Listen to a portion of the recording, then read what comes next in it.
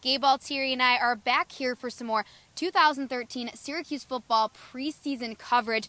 And Gabe, first year in the ACC for Syracuse, not a lot of high hopes, especially from the coaches. SU ranked 6th right now in the preseason coaches poll in the Atlantic. Yeah, not a whole lot of respect given for this team, but it's understandable. A new coaching staff, you lose Ryan Nassib, you lose Justin Pugh, you lose Shamarko Thomas. All of those starters, not only just a new conference, but like you said, the new coaches as well. Right, but it's the same mentality. Schaefer just coming from defensive coordinator over to head coach. I would have maybe expected them to be a little bit farther. I think they're better than Maryland and Wake Forest, but hey, now it's time for them to prove it. Syracuse ranked just above Boston College. Clemson expected from those polls to take the Atlantic there. And then over to the Coastal, you have Miami predicted to finish first in that division there. So a lot of high hopes for those two teams. Syracuse 6th, but senior Jay Bromley said that they're not letting these rankings affect this team.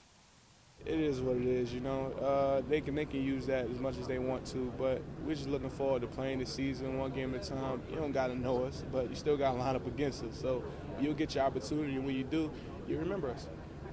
So you heard Jay Bromley. He's not letting the rankings, what the coaches are saying, anything like that affect this 2013 squad. And that's really one of the reasons why he's one of the leaders on this team.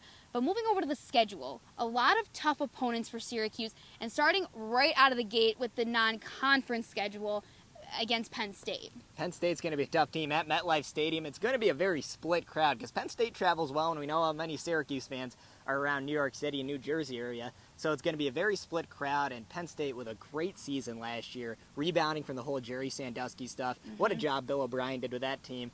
I don't think SU's going to be able to beat the Nittany Lions. And then you go to Northwestern, and that's tough a team. Opponent there. Yeah, great game last year. A team that won a bowl game last year, Northwestern, comes in 22 in the country in the coaches poll. So another one that might be tough for Syracuse to win, but you have Tulane and Wagner after that.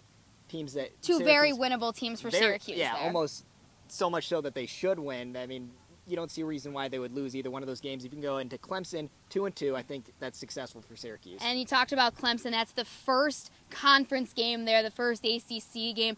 That crowd is going to be rocking. That's homecoming, the first ACC game in the Dome. A lot of high expectations for that game. Let's move over to the conference schedule now.